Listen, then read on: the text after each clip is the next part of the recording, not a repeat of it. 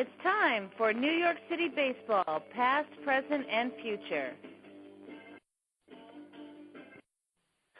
We're back. New York City baseball, past, present, and future. I'm Ralph Tycho.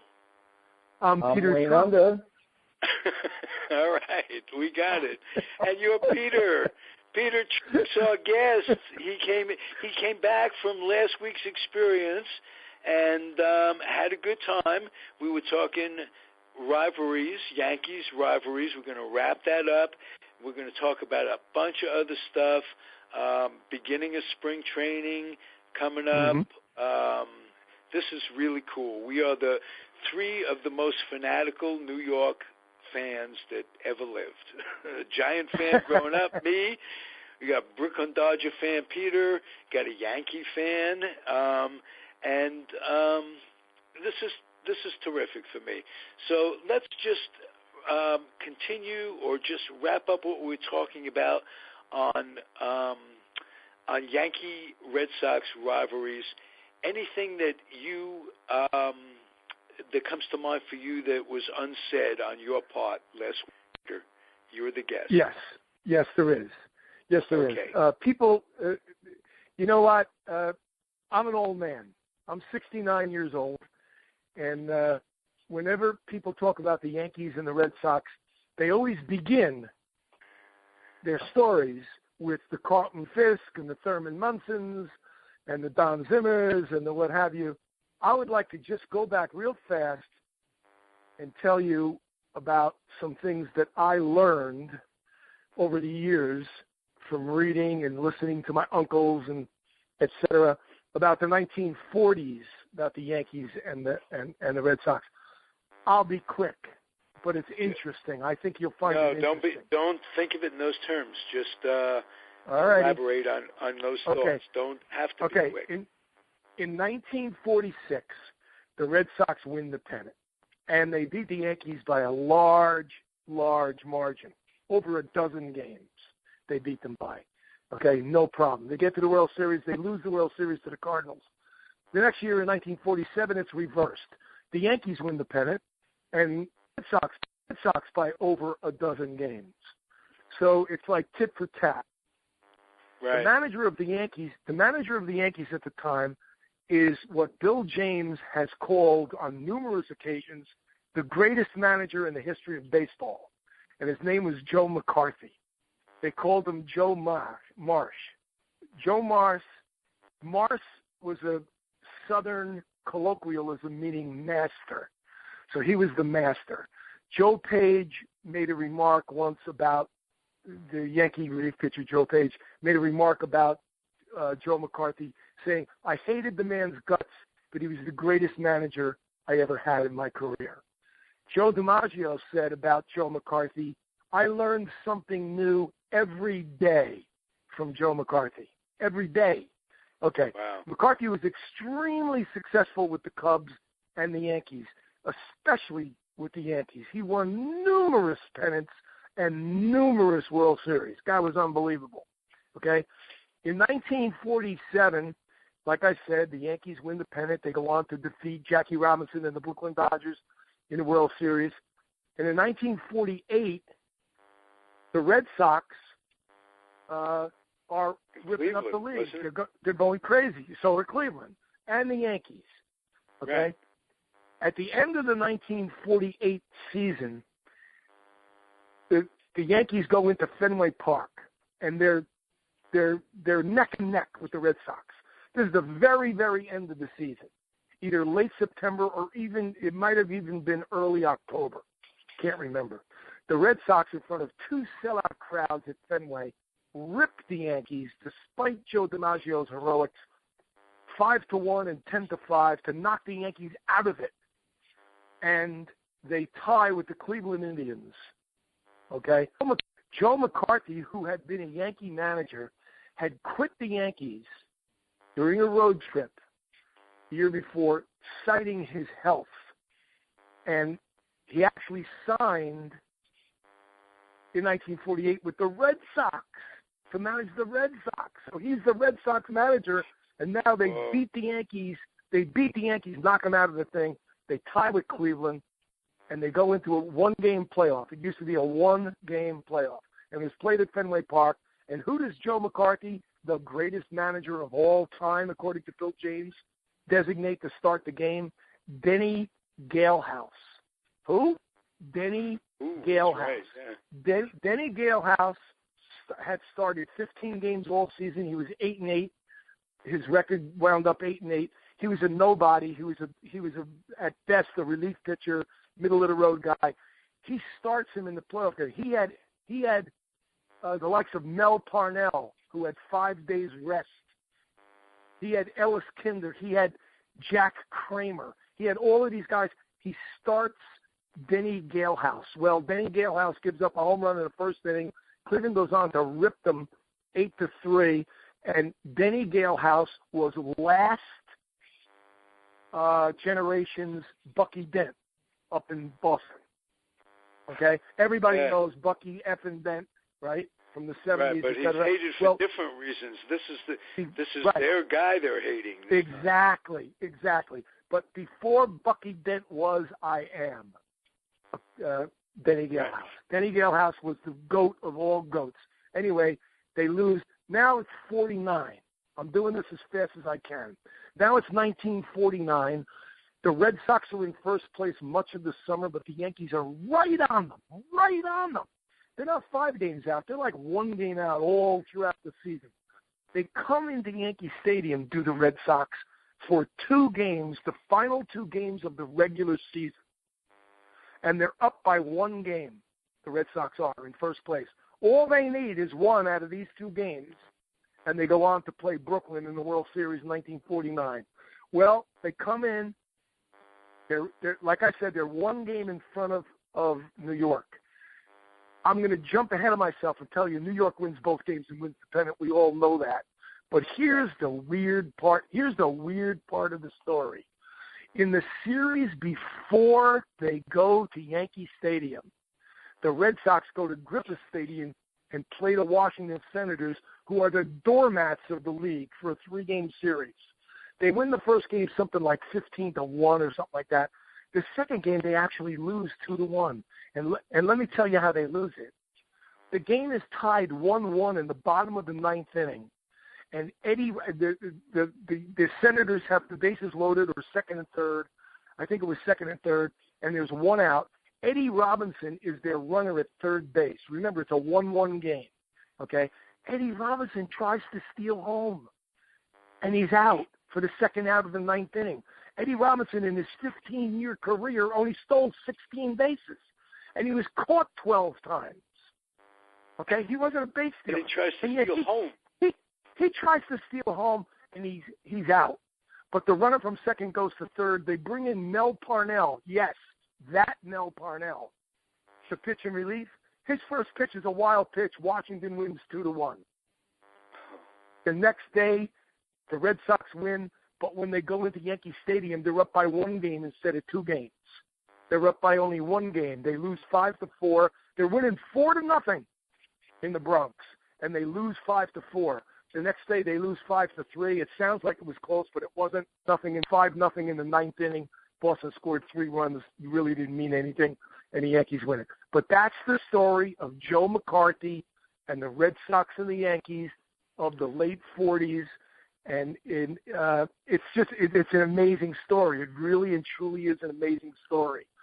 Joe McCarthy lived to be 90 years old, and he never had a really good answer on why he started Denny Galehouse in 1948. But that's the story that I wanted all of your listeners to hear. I'm sorry? Did the Boston press come down on him very, very hard? One thing I read was that they thought that he was a genius. He was some sort of a baseball genius. You know, if you look at it, as Casey would say, you could look it up. Right. The manager with the best won-loss record during regular season throughout his career, Joe McCarthy. The manager with the best won-loss record in the postseason, Joe McCarthy. The guy was a winner at all times. When he was under stress, he was known to drink a lot of whiskey. But after he retired and he quit in 1950 and went back to his farm down south, he quit drinking and lived to the ripe old age of 90. But that's the story. If you want a little backstory on the Yankees and the Red Sox, and you don't want to start in the 1970s, there's your story right there. That's terrific. Well, let's give you a little bit of 1960, let's say 67 story, and I'm going to turn it over to Wayne because this involves the catcher on the 1967 pennant. Was it 67 they won? I thought it was 67. It was 67. It was 67. Okay. And the catcher on that team is the focus of Wayne's story. He had a birthday, the late Elston Howard.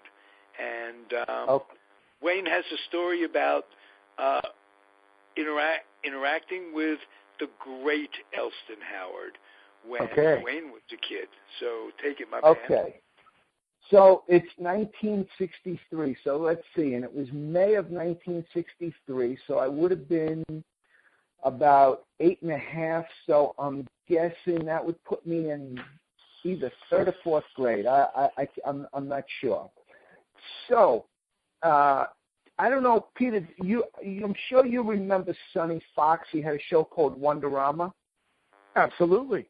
Channel 5. Okay. Yes. Do you also remember that Sonny Fox had another show on Saturday morning called Just for Fun? Do you remember that? I do. Okay. So, and that was like a game show. They would have little, kids would compete in these like silly stunts. But they also sometimes would have a batting contest. They had like a little pitching machine, and they put up a net, but it was a wiffle ball and a plastic bat. So I ended up on this show. A girl in my class got tickets and brought kids along. It was part of her birthday party. And Sonny Fox always had sports personalities come in as guests. And so this is May 1963, and Elston Howard was the guest. And I got picked for the baseball contest. So Sonny Fox is talking to Elston, and he's saying, wow, you're having a great year. There's even talk about, you possibly winning the MVP. And this is as early as May. And I'm in the background, and I go, he will. And Sonny Fox turns around with the microphone. Oh, who do we have here? And, goes on to ask me questions and, what position do I play? And I said, I'm a pitcher. And, they asked me, did you ever pitch a no-hitter? And, of course, I fibbed, and I said, of course I did, and on and on. But I do, but you know what? I'll never forget that, like, back in May, I was like, he's going to win. I mean, my mother liked Elston Howard, and and I liked Elston Howard, and I think also I liked him also. You know what else stuck? He was number 32. Koufax was number 32, and even though I was a Yankee fan, I mean, what young Jewish baseball fan in New York City didn't love Sandy Koufax? There you go. I remember Elston showed me a batting stance. It was really very simple. I didn't use it though because he held his hands up a little higher than I liked, and I remember that I didn't win the baseball contest, but that's my little story, my little connection with Elston Howard. Years later, in the 70s, my parents were somewhere on vacation in the Caribbean, and who were they sitting by the pool with one day but Elston Howard and his wife? Wow. Yes.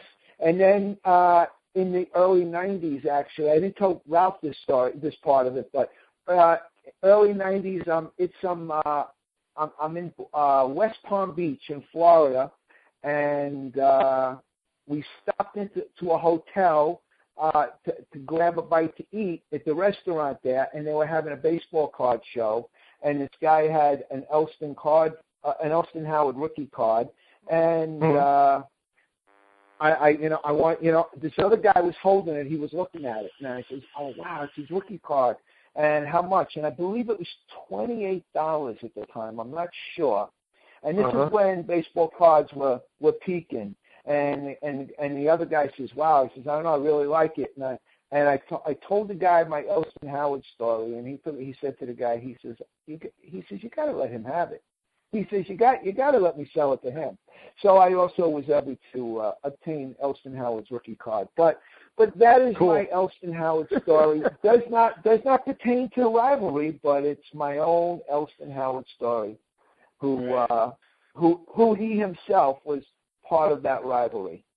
And ended up with the Red Sox as a player. Yes, that's what I'm saying. It's part of the rivalry. He got traded to the Red Sox. But you know what? I don't think it was viewed upon as like a slap in the face. Oh, look, you traded me, and look what I'm doing. I think it was looked upon as I think it was by Yankee fans. It was looked upon as like, wow, this is really nice. The team's going into the shit bag, and this guy was a faithful Yankee, and it was nice that he got traded and got to go to the World Series and then retired. Got another check, yeah. And he was. It wasn't just like he was hanging on. He was an integral part of that team. He's much acclaimed. He was. So. Yeah. Let's get to another fun part. This is spring training. I read a story today, came out yesterday, about how a new identity made a Yankee prospect a rising star. There's this kid, a Dominican kid, whose mother had no name for the kid. No birth certificate. Everybody gets a birth certificate. This kid had no birth certificate. His mother in the Dominican makes up a name because she didn't know who the father was, the exact, whatever it was, to get the kid into school, just to get the kid educated, makes up a name. So the kid is such and such. I'll try to find it as we speak what the kid's name was. Okay. In any event, he's about to get signed. He's terrific talent. Whole bunch of his compadres about to get signed for a lot of big bucks, and he's gone to the Yankee. They have a complex in the Dominican. They have a program, right? One day he gets there, he's locked out because they can't find the name anymore. So this kid loses a year. He's 15, 16 years old when they start. Remember, the competition to get off the island is immense. I mean, it's just and the kid loses a valued year until he gets the name straightened out. Instead of signing for the $1 million, $2 million like he was going to get as this top-rated guy, when his name was Haniel de Olio. That's what his paperwork said. Didn't match up. They got this thing going down because of Homeland Security and all these people going to the Dominican, other countries, making up names, passports, lying. All that went down with Tony Oliva way back, and it always does. A 42-year-old guy is playing second base for an A team, and he's telling people he's 21. So that kind of stuff happens. To prevent that, they're very tight. They catch this kid. He loses a year. Instead of signing for, get well, FU money, not get well money, FU money, millions of dollars, they sign him for what appears to be a lot of money. They get him on the cheap for $200,000. And now they've got a guy who's 17 years old. His last name is Florial, Florial, and he's 18 now, just turned 18, and he has unlimited potential. And Joel Sherman did an article about him, and it really caught my attention. And I was talking to Wayne earlier in the week when we were talking about what we're going to do on the show. Pick out some rookie prospects, some guys, not even rookies yet. Some guys are way down in the minors, and we'll follow these guys along as they go. So the first guy I want to follow, we could do this with the Yankees, and with the Mets. And when I say New York City baseball, past, present, it extends to the Giants and Dodgers because especially past. And on some levels, I've come to accept that the San Francisco Giants are the same franchise as the New York Giants on some levels. Okay. And so I'm picking as the prospect that I want to follow a guy named Florial, even though I can't find his first name right now. Doesn't matter. Okay. He's, Esteban Florial. Okay, that's the guy. Thank you. You got the good. Yes, I see it right here in red. And that's one of the guys I want to follow. You guys are welcome to come up with somebody that you're interested in, and we can keep track of them.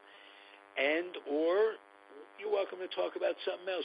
What the guy that catches my mind today is the guy in the headlines, New York Post, the relief pitcher. Chapman, yes. Alondos. He comes out and he says, I never hurt anybody. This is all trumped up, or this is wrong. Somewhere there's going to be a big problem because there's going to be a hearing, and he may be indeed suspended. And that I think the Yankees, if they have one strength, it's their bullpen. It's the deepness of their bullpen. No doubt about it. And know that I think losing him, and we touched on it briefly, that it could be a blessing for the Yankees, they think, because it puts them a year away from free agency, this, that, or the other thing. They have them. I don't think losing your best relief pitcher for the first 45 games of the year, 50 games of the year, I don't see that as a plus. Thoughts? Well, it's obviously not a plus, but I don't think it's the same as losing your best starting pitcher for 45 games, unless, of course, you're the New York Mets. But and I think in this particular situation, I don't think this hurts the Yankees as much as it hurts other teams. If it was a boat, you're talking about.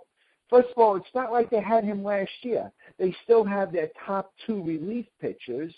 Whether or not they were able to replace the depth behind those two, they traded away Justin Wilson. They have a couple of, they think Chasen Shreve, they feel as though he was tipping his pitches last year. They say, so they feel as though he'll step in, he'll pick up the slack where they traded Justin Wilson. So I don't think that this is the same. This is the same. But of course, it can't help. But nonetheless, I don't think this is the same as the Mets losing Familia, the Red Sox if they lost Kimbrough.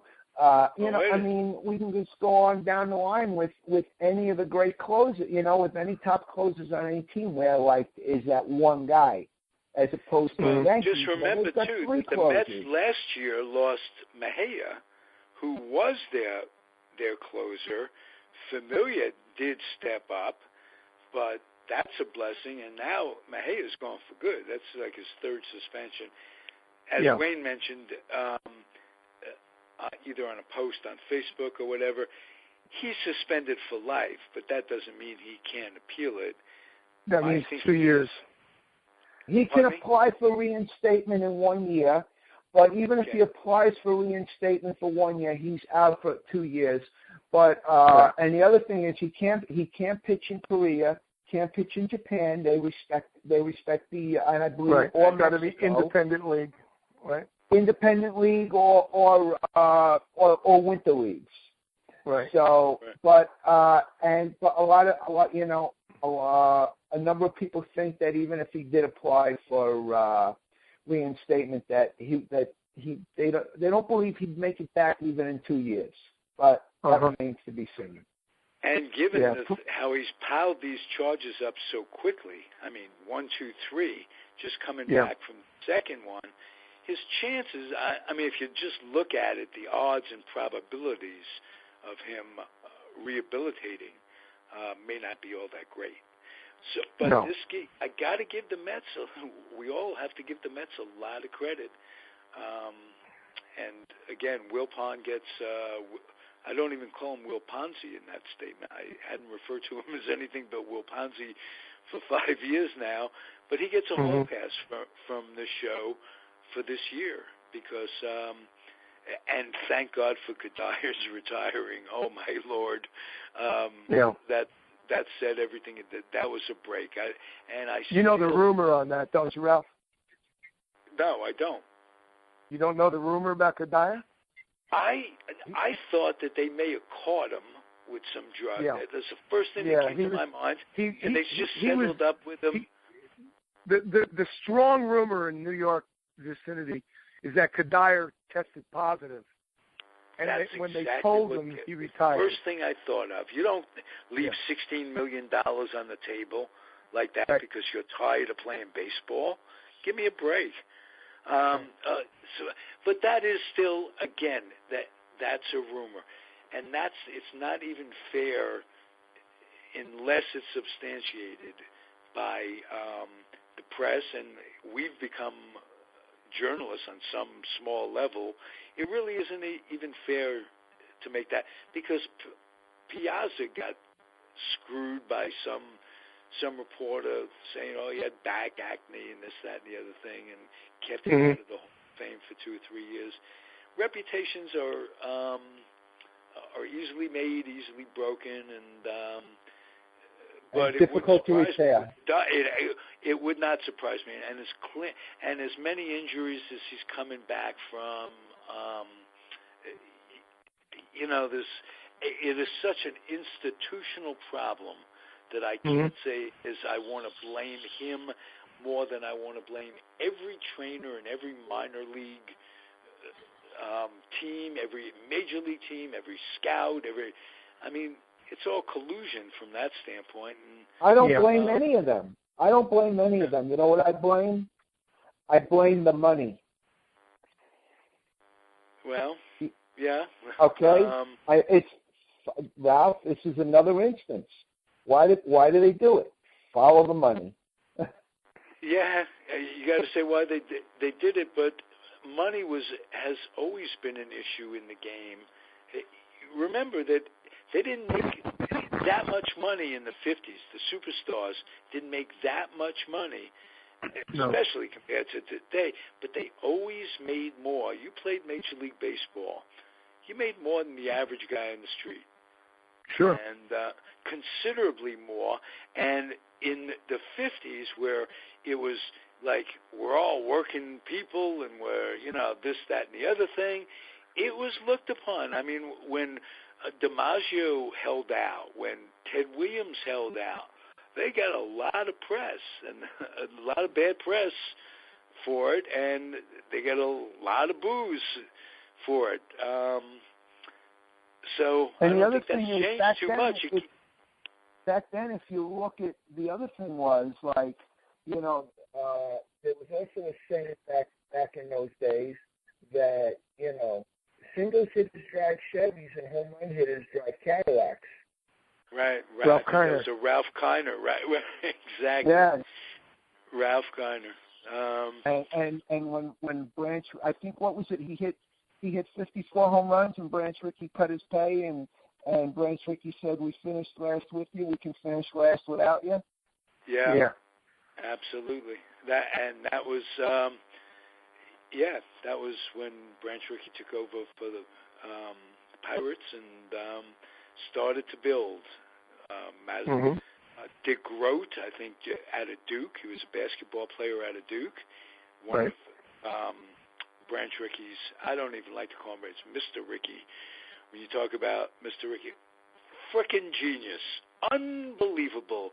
The brains, you talk about McCarthy being probably, just from what you say, the smartest manager that ever lived. The smartest baseball person that ever lived was Branch Rickey. You wouldn't get too many arguments. No, I mean on so many different levels. No Branch Rickey, no New York Mets. It was the Continental League that forced the issue of expansion that he created after, an illustrious career. Starting out with signing George Sisler when he had the St. Louis Browns. He discovered he invented the farm system with the Cardinals, all those great teams, the Guest House Gang teams, went over to the Dodgers. Obviously, Jackie Robinson, that entire breaking the color barrier was incredible. No Branch Rickey, no Elston Howard, no story for Wayne to tell.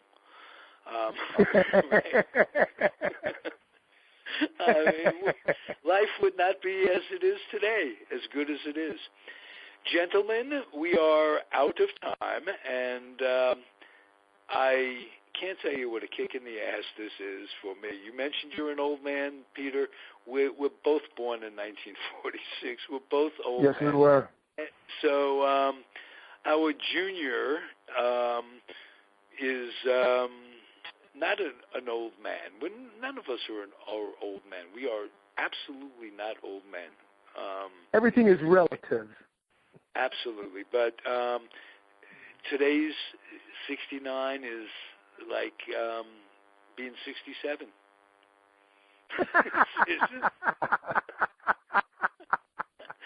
I can't. I appreciate those 2 years. Those 2 years, believe me. That's a good one. That's a good one.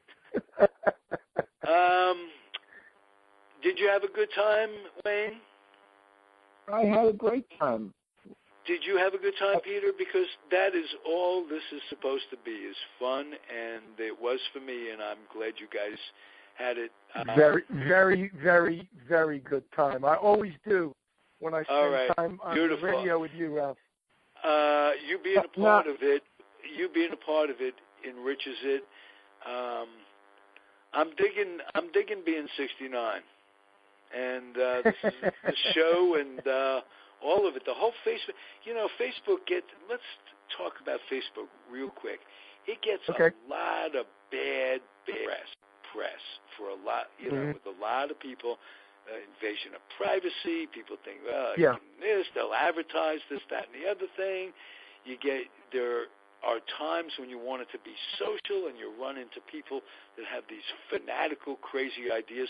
Whatever your idea is the exact opposite. One man's fanaticism and this, that, and the other thing. So it ruins your wah. But let me tell you, it's on so many different levels. It's great. Renewing friendships, enhancing friendships. The different groups, the baseball groups, whatever your interest is, old reunion sites.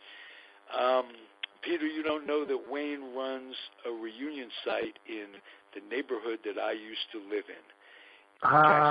Nice. We both lived in that neighborhood. I was older. We both know the same people. Never knew each other back then. Someday we'll tell the Kenny Kirsch story on the air, Wayne. Yes. Right. Yes. But we have a community of folks that literally reune physically once a year.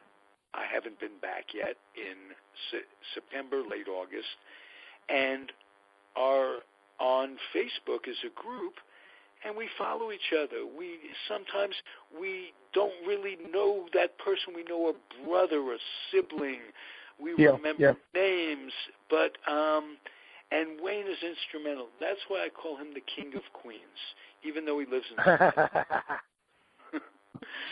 So I'm enjoying this. Same time next week, and Thank you, guys. It's been a pleasure. Thank you, Ralph. Oh, listen, before we go, Yeah. real quick. Okay, I'm going to let Peter go first. It doesn't have to be quick, Wayne. Okay. Peter. Wayne. Bach. All right. That'd be quick. You got to get me off the air. Okay. Before everybody gets hurt, Peter, have you got your picks for the season yet? I have one pick for you, Wayne. One pick for you. It's a personal pick. The Yankees will not finish at 500. Wow. And you know what? And I said that How's that for a pick? year. I said that last year, and you know what? And this year, I actually think that they're going to win 89 games. They might even win more. Of course, a lot depends on health, but I think they're going to actually have. I feel positive this year. But okay, I'm on record. They'll be below 500.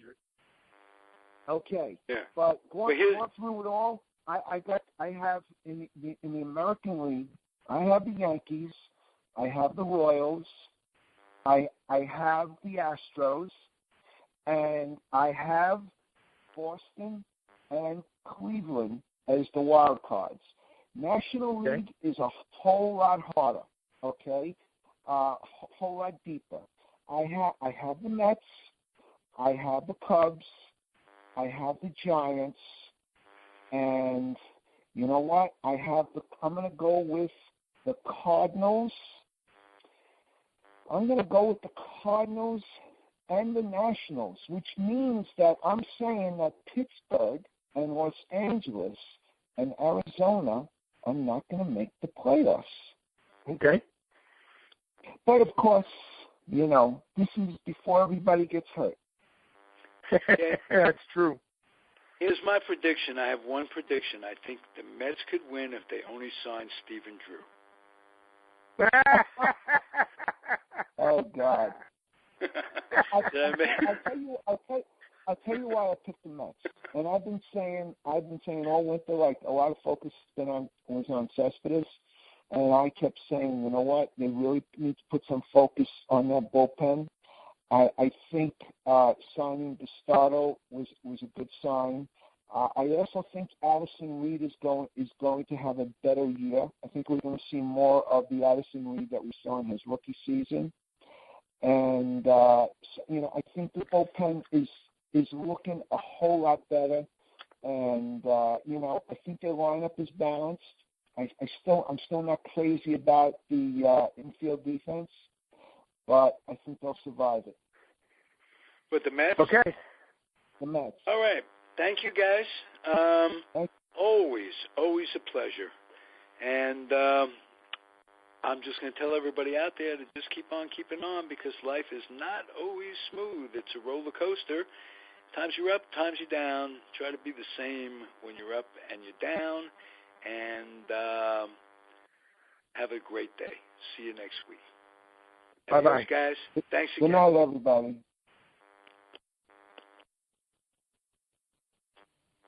Is the recording off?